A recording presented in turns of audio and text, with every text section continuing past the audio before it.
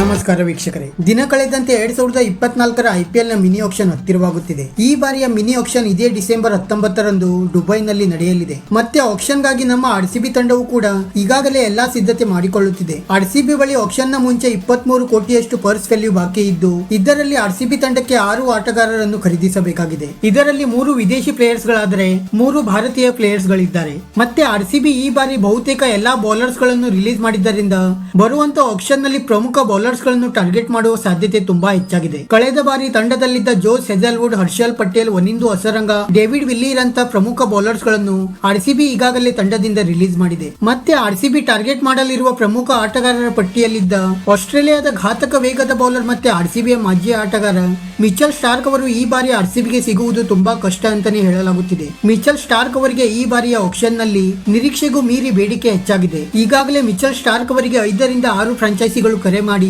Target ಮಾಡುವ ಬಗ್ಗೆ ಮಾಹಿತಿಯನ್ನು ಕೂಡ ನೀಡಿದ್ದಾರೆ ಎಂದು ಮೀಡಿಯಾ ರಿಪೋರ್ಟ್ಸ್ ಗಳಿಂದ ಮಾಹಿತಿಗಳು ಲಭ್ಯವಾಗುತ್ತಿವೆ. ಆದ್ದರಿಂದ ಇಷ್ಟೆಲ್ಲ ಪೈಪೋಟಿಗಳ ನಡುವೆ RCBಗೆ ಮಿಚೆಲ್ ಸ್ಟಾರ್ಕ್ ಸಿಗುವುದು ತುಂಬಾ ಕಷ್ಟ ಅಂತಾನೆ ಹೇಳಬಹುದಾಗಿದೆ. ನನ್ನ ಪ್ರಕಾರ ಹೇಳುವುದಾದರೆ ಮಿಚೆಲ್ ಸ್ಟಾರ್ಕ್ ಅವರು RCBಗೆ ಸಿಗದೇ ಇದ್ದರೂ ಕೂಡ ಇದರಿಂದ RCB ತಂಡದ ಮೇಲೆ ಅಷ್ಟೊಂದು ಪರಿಣಾಮ ಬೀಳುವ ಸಾಧ್ಯತೆ ತುಂಬಾ ಕಡಿಮೆ ಅಂತಾನೆ ಹೇಳಬಹುದು. ಏಕೆಂದರೆ ಸದ್ಯ ಮಿಚೆಲ್ ಸ್ಟಾರ್ಕ್ ಅವರು T20 ಫಾರ್ಮೆಟ್ ನಲ್ಲಿ ಅಷ್ಟೊಂದು ಇಫೆಕ್ಟಿವ್ ಆಗಿ ಬೌಲಿಂಗ್ ಮಾಡಿದ ಉದಾಹರಣೆಗಳಿಲ್ಲ. ODI ಫಾರ್ಮೆಟ್ ನಲ್ಲಿ ತಕ್ಕ ಮಟ್ಟಿಗೆ ಫಾರ್ಮ್ ನಲ್ಲಿ ಇದ್ದರೂ ಕೂಡ T20 ಫಾರ್ಮೆಟ್ ನಲ್ಲಿ ಕಳೆದ ಕೆಲ ವರ್ಷಗಳಿಂದ ನಿರೀಕ್ಷಿತ ಪ್ರಮಾಣದಲ್ಲಿ ಸ್ಟಾರ್ಕ್ ಅವರಿಂದ ಪ್ರದರ್ಶನ ಹೊರಬಂದಿಲ್ಲ. ಸ್ಟಾರ್ಕ್ ಅವರು ಈ ಬಾರಿ IPL ಗೆ ಬಂದಿರುವುದೇ T20 ಫಾರ್ಮೆಟ್ ನಲ್ಲಿ ಲಯ ಕಂಡುಕೊಳ್ಳಲು. ಬರುವಂತ T20 ವಿಶ್ವಕಪ್ ಅನ್ನು ದೃಷ್ಟಿಯಲ್ಲಿಟ್ಟುಕೊಂಡು ಮಿಚೆಲ್ ಸ್ಟಾರ್ಕ್ ಅವರು ಸುಮಾರು 8 ವರ್ಷಗಳ ನಂತರ ಈಗ ಮತ್ತೆ IPL ಗೆ ಎಂಟ್ರಿ ನೀಡಿದ್ದಾರೆ. ಸ್ಟಾರ್ಕ್ ಅವರ ಸದ್ಯದ ಮುಖ್ಯ ಗುರಿಯಾಗಿರುವುದೇ T20 ಫಾರ್ಮೆಟ್ ನಲ್ಲಿ ಲಯ ಕಂಡುಕೊಳ್ಳುವುದು. ಆದ್ದರಿಂದ ಇವರು RCBಗೆ ಬರದೇ ಇದ್ದರೂ ಕೂಡ RCB ತಂಡಕ್ಕೆ ಅಷ್ಟೊಂದು ತಲೆ ಕೆಡಿಸಿಕೊಳ್ಳುವ ಅವಶ್ಯಕತೆ ಇಲ್ಲ.